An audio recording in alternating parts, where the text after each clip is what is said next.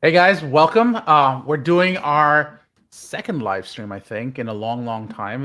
We've done a bunch of live streams before, but we are here today with Mark Miller, and we're talking a little bit about ADA compliance, Americans with Disabilities Act compliance, and what that means. It's one of those areas that, as a lawyer, I know we get hit on a lot in terms of compliance, and you get these letters in the mail or sometimes by email from these other plaintiffs' attorneys going, "Hey, you're not ADA compliant. We're going to sue you," and that leads to all kinds of problems. And you know what? That's one good reason to comply, but there's another great reason to comply, which is a lot of your customers, a lot of the people who are using your products are going, "I am differently abled. How do I connect with you, understand more about what you're doing?" So not only is it good for business, it's just a good thing to do.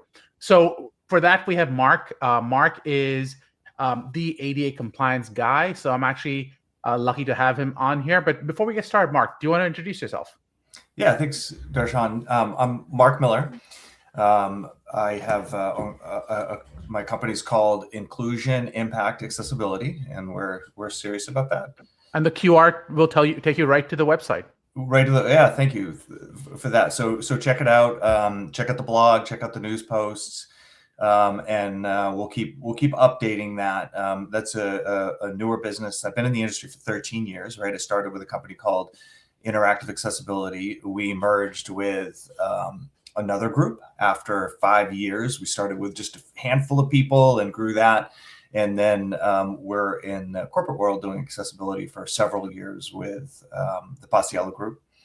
And recently I have opened up my own consultancy to kind of bring everything that I've learned over the 13 years into businesses and organizations to really help them do accessibility in a way that's sustainable and strategic versus just buying products and services and fixing something for the moment and potentially having that degrade. So I'm part of the W3C's working group for accessibility maturity. So for those of you who aren't familiar with the W3C, that's the World Wide Web Consortium. And they create the HTML guidelines that everybody uses so that when they write something in HTML and you go to it with a web browser, that's why you can see it and interact with it and do all those great things, is because they've created a standard that all web browsers understand and our coders can use. They also create the guidelines for how to make all of that accessible to people with disabilities, and they're called the Web Content Accessibility Guidelines.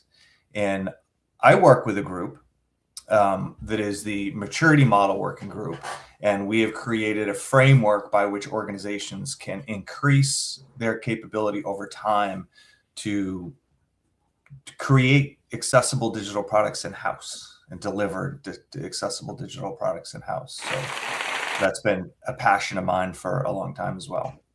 So let me ask you this basic question now, Mark. When we talk about ADA compliance, yep, which disabilities are we talking about? Because are we looking at just blind, or are we talking about deaf? All of the above? Something? What does that mean? It's all of the above.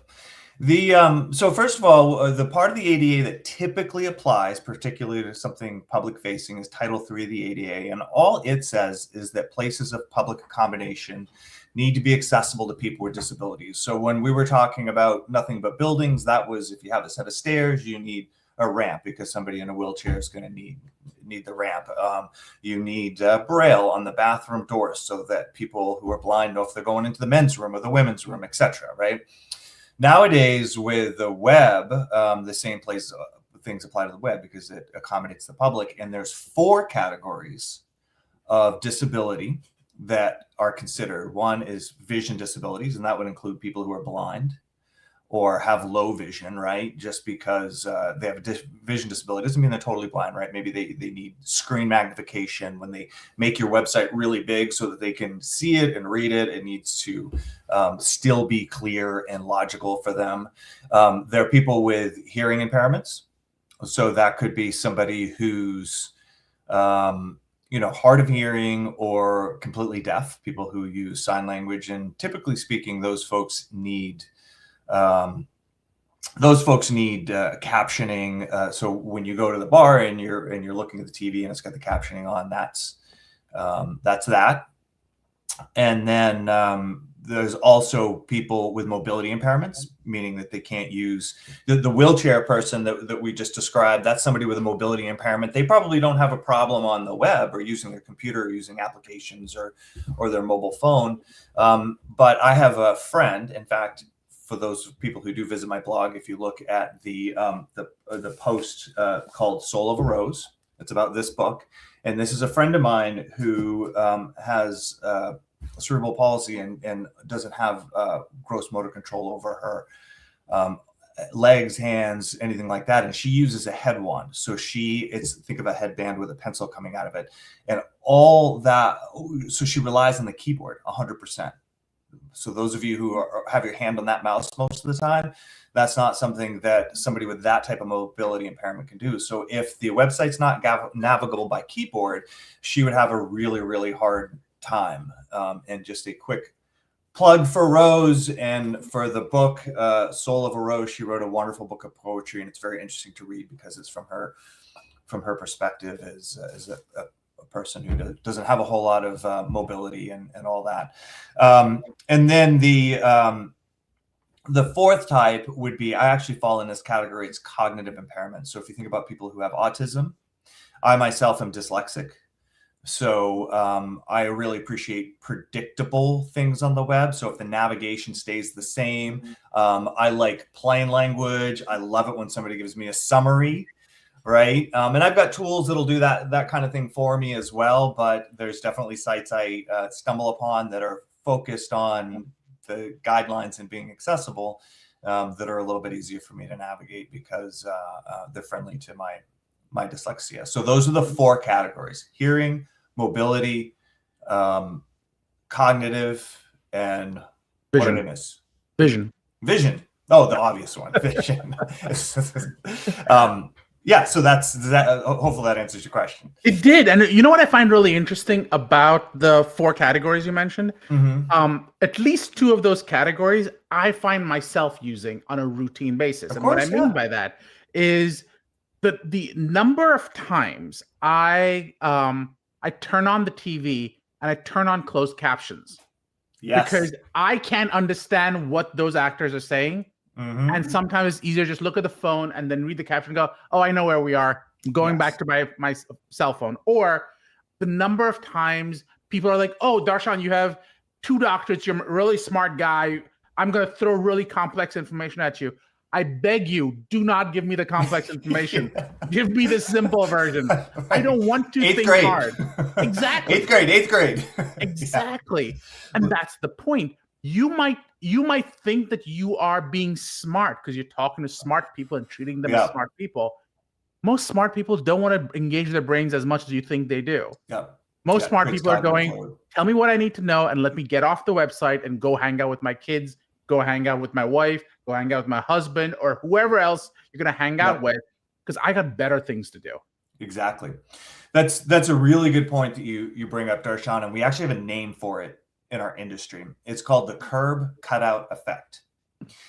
And back in 1990, when the ADA came into place, one of the things that we all got are what are called curb cutouts. So if you're walking down the street and you go to step up on a curb and there's that area that's cut out and it has that tiny little ramp, that's called a curb cutout. And it was put in place so that people who use wheelchairs could easily roll up onto a curb and didn't get stuck, with their wheels bumping up against the curb. But they found when those went into place, the people who were pushing their children in strollers, people who were dragging those roller bags behind them, the suitcases with the wheels on them, people on bikes, people on skateboards. I'm a skateboarder, so I would argue if you're skateboarding, you should be able to ollie up onto that. But, not everybody, maybe a beginner skateboarder.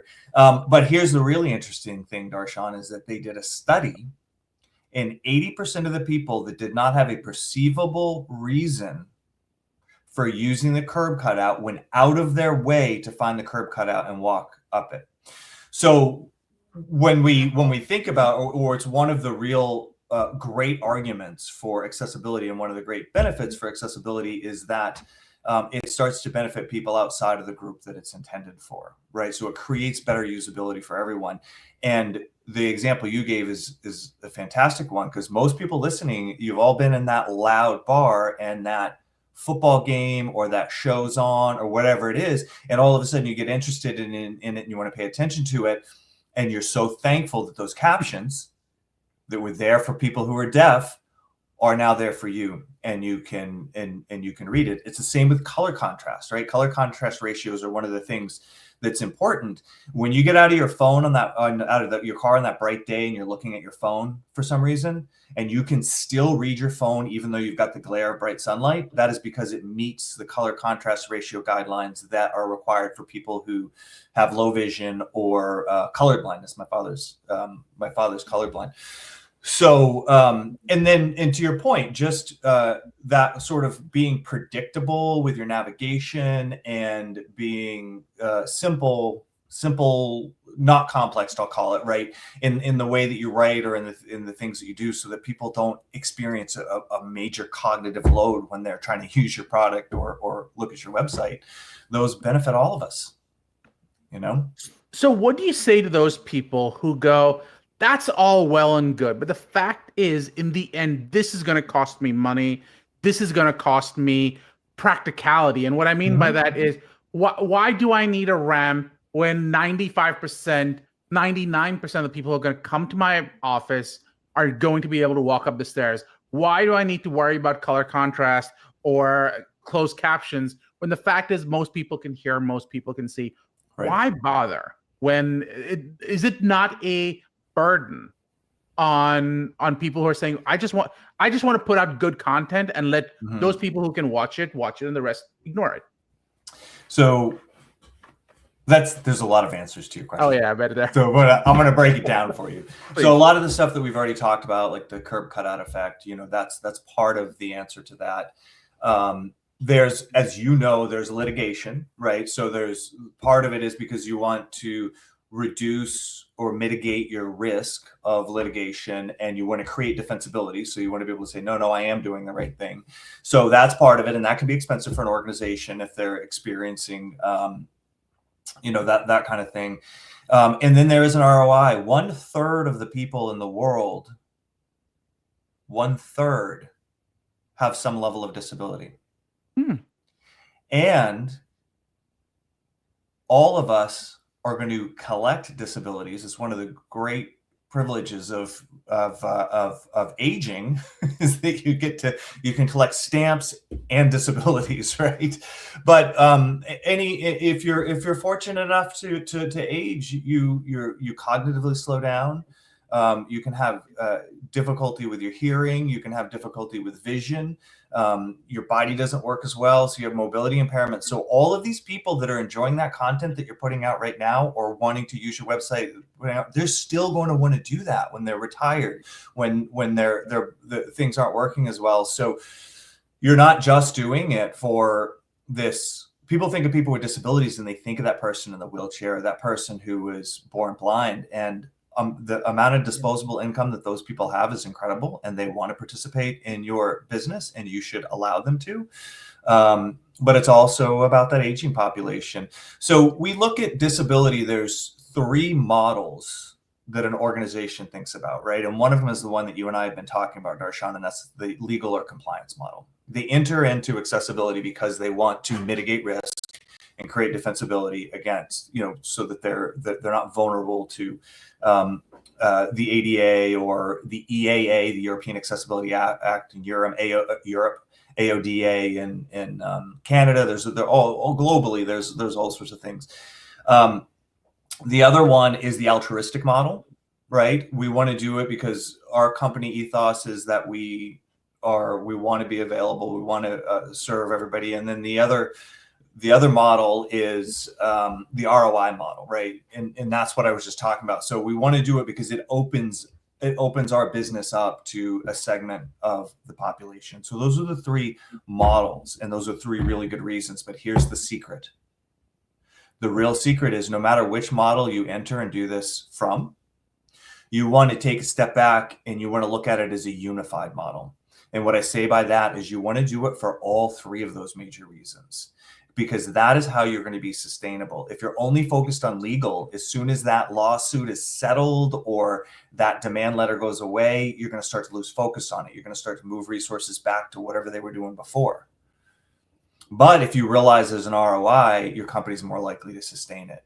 If you realize, and the loyalty, people with disabilities are one of the most loyal group of people in the world. If you serve them, they stay with you. And you know what else? So do their friends and so do their family, because they appreciate so much that you've created something that they can utilize. And there's another saying that's important here, and that is that people are not disabled unless the environment disables them. Okay. So what that means is somebody might be blind, but unless your website doesn't allow them to use their screen reader properly, which is what a blind person would use to consume the content and interact with your website, if your website works well with a screen reader, they are not disabled in that environment. They are able to operate in that environment as effectively as somebody else. That wheelchair user is not disabled if there's a ramp that allows him to get into the building, just like somebody else might use the stairs. So that's called the social model of disability, in that if we create environments under which anybody can operate, we actually eliminate disability, right? In quotes, or the effects of. So those are and that's really the overarching view of why you should think about this, engage, right? All those three reasons. We can dig in deeper and deeper and deeper. I don't think we have time, but I know it's long-winded, but that's my answer. No, I love the answer. And I'm going to ask a different version of that same question, because Sure. I think it's an important question. So you're telling me there's an ROI. You're telling me it's altruistic. You're telling me it protects me from a bunch of different lawsuits. Let's talk about website. Mitigates the risk. Mitigates Protects you the is a little risk. strong. Absolutely. Yes. Protect maybe a bit strong. Yeah. But I guess what I would ask is, if I'm developing a website, what do I need to do to comply? Because it sounds like doing one might affect the other or cause a breakdown in terms of ROI for other people. For example, if I have a website that's high contrast, will people who can see normally, or whatever, I don't know the right term for it, but go, you know what, that's just too much contrast. It's not appealing anymore to me.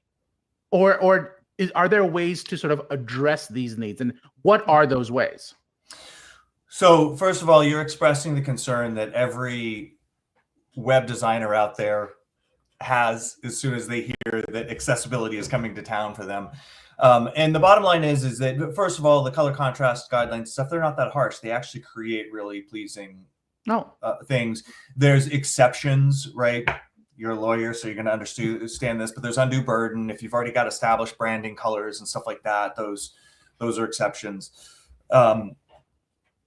But I always tell people that, well, let's just think about it from the visual standpoint, that if you put a website, if you change a website according to the requirements of WCAG, you probably wouldn't go to that website and look at it and go, oh, look at how it's changed. You wouldn't notice it. You'd almost have to go take the old one and put it next to the new one and go like, oh, I can kind of see the red's a little darker or whatever, right? For the most part. Okay. So that's the first thing that I would say. Like, there's so many sites out there that are accessible, and you just wouldn't even know it unless you're the one that's benefiting directly from the changes or additions that were made to the website. And again, like with the curb cutout effect, typically you end up with a more usable and friendly website to everyone in one way or another. So it tends to be a net positive effect. It also, if your website's not, tuned for SEO very well, this effort tunes it for SEO. It's kind of a side benefit. So by an absolute long shot, Darshan, the benefits outweigh any small potential negative. But I'm glad you asked that question because it is the first thing everybody thinks about. It's their baby. They don't want it to be broken or changed too much, and that's understandable. And also there are things like the undue burden in general. So if there's something, because expense would be the other thing, right? What if this is really expensive technologically to change? And sometimes things are just so difficult that you can make an argument that it's would have too much of a negative impact on the business, and those things are considered in all of this. Is there a size exception? For example, I'm a mom and pop store that makes pickles in rural Michigan. Do I need to comply with the ADA standards on accessibility, or like, is it only meant for the Nikes of the world or the Pfizers of the world? Well, if you send me a free jar of dill pickles, I'll probably. You're getting into actually ADA law, which is the deep dark corners that ADA law is a little outside, but there are size considerations, around the amount of money that the company makes in terms of whether or not the ADA even applies to them. So my father had a small hardware store, and I mean, it's exactly what you're saying. Like a little local hardware store is not probably going to come up with the money near as easily to fix their building or their website or whatever, like Nike is, Right. So again, it's ADA law, but there's absolutely, it applies to certain size organizations and all that kind of stuff. And they'd have to call you, and you'd have to look up the exact laws around the ADA to inform them. But generally speaking, I'm not holding you to the law, but that's what lawyers have to do, and that's what, if you want to hire me for this. But do they tend to be based on revenue? Like, you make $2 million, you're probably okay, or is it based on there are 50,000 people who come to your website? Like, what is it? I believe it's a revenue driven. Okay. I believe it's revenue driven, but don't hold me to that because of course, no one's holding you to. Not. Absolutely. So let's actually point out the obvious. This is not legal advice. Anything here is not being given as legal advice. It is for educational purposes only. And if you want more education or advice that is right for you, you want to reach out. So as I mentioned, not for educational purposes only. It is not medical or clinical advice either. So keep all of those in mind. Yeah. Sure. So going back, and sort of bringing it back to the thrust, a good takeaway, if you will. What are some simple things people can do to get that SEO impact, to get that return on investment, to push those aggressive lawyers away in a way that is, and quite honestly, help people? Yeah. So what are the quick takeaways? Yeah. So first of all, I mean, the best way to do it is to engage with a consultant like myself and really come in and do, make the biggest impact you can in the shortest amount of time. But that, of course, takes time, money, resources, and it's not always possible, or it's not always where somebody can start, right? And the one thing I say, that there's only one wrong answer here, and that wrong answer is to do nothing, right? So what I mean by that is maybe you can't engage with a consultant right now. Maybe but there's so many things that you can do that are very quick and easy, and that make incremental improvements. And any incremental improvement you make is going to make it better for the community of people with disabilities out there. It's going to make it better for you. It's going to start to mitigate that risk, and you don't want to be caught saying, I knew this was a thing and I did absolutely nothing. That is the worst position. I'm not a lawyer. You are, right? But I would imagine as a lawyer, that would be the worst thing you would want a client to say to you if you were trying to defend them. But if they said, hey, no, we knew it, we couldn't quite afford this, but we did these things and we have these things on the roadmap.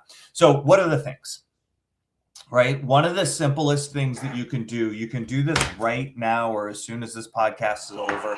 Take your mouse, stick it in the drawer, grab your keyboard, and go to your website or your application and hit the tab key and the arrow keys and see if you can get everywhere, right? It's called keyboard accessibility. Can you operate your website with a keyboard, if you hit the enter key, it should perform actions.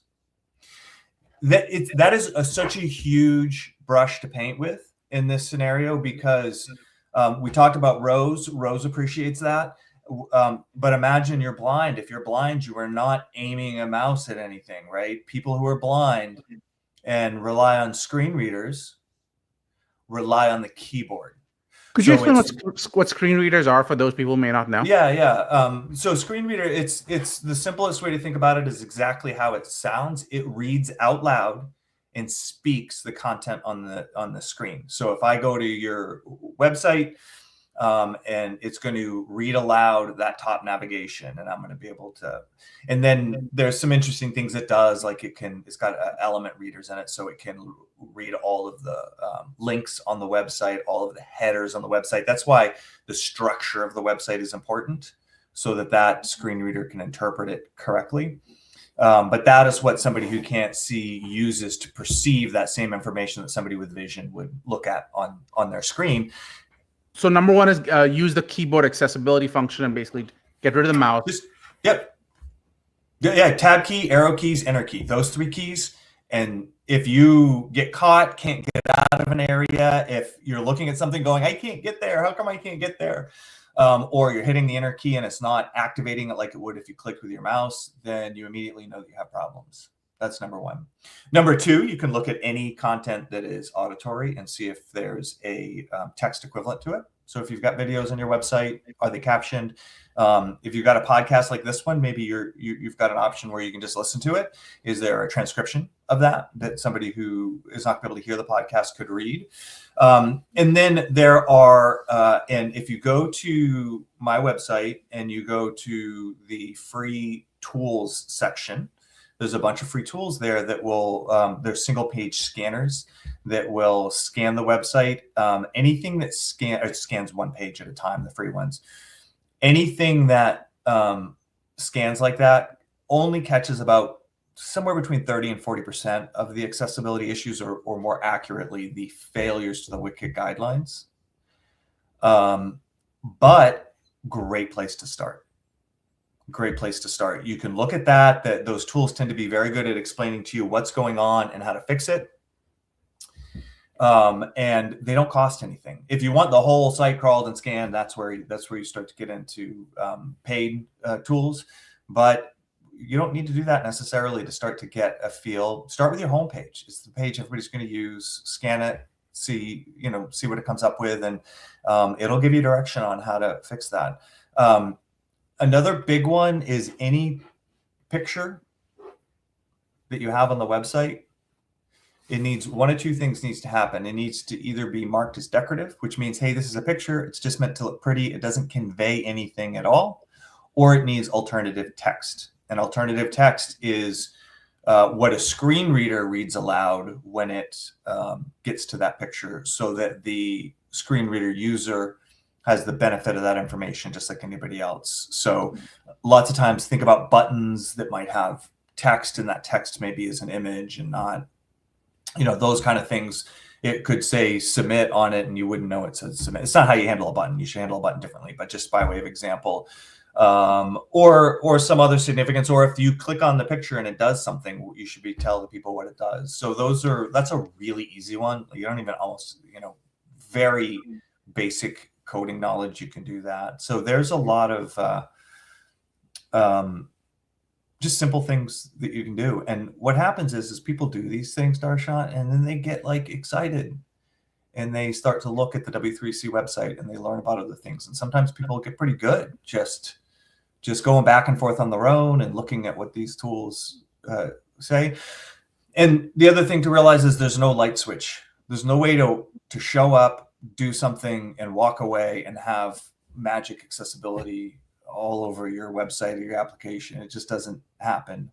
So that's why I say the only wrong answer is to do nothing. Just do something, make small changes, and come back tomorrow or next week and make another small change. Those small changes will add up. They will add up.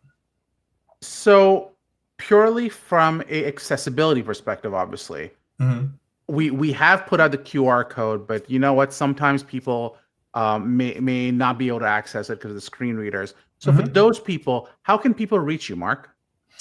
So my website is inclusionimpact.co. And there's a contact us form on there. The website's pretty darn accessible, so you should be able to get to that contact form no matter who you are. Or you can email me at mark.miller. It's Mark with a K, M-A-R-K .M-I-L-L-E-R at inclusionimpact.co. Amazing. Mark, thank you so much for coming on. This was amazing. Please reach out to Mark if you are trying to get ADA compliant.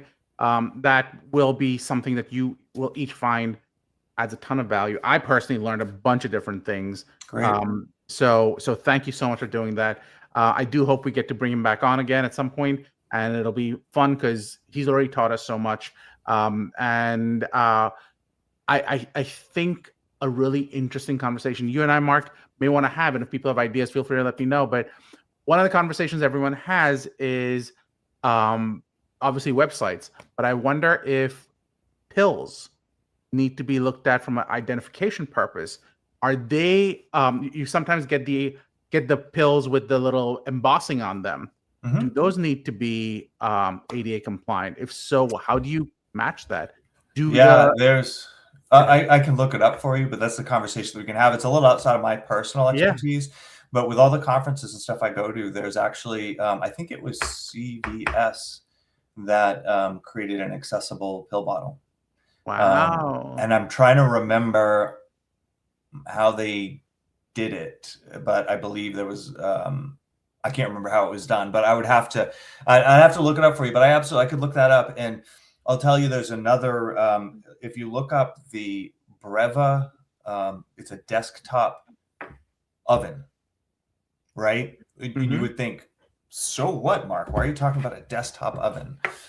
This company, I just talked to somebody from this company the other day. They worked extremely hard to make their mobile app accessible and the entire oven, physical oven itself, accessible.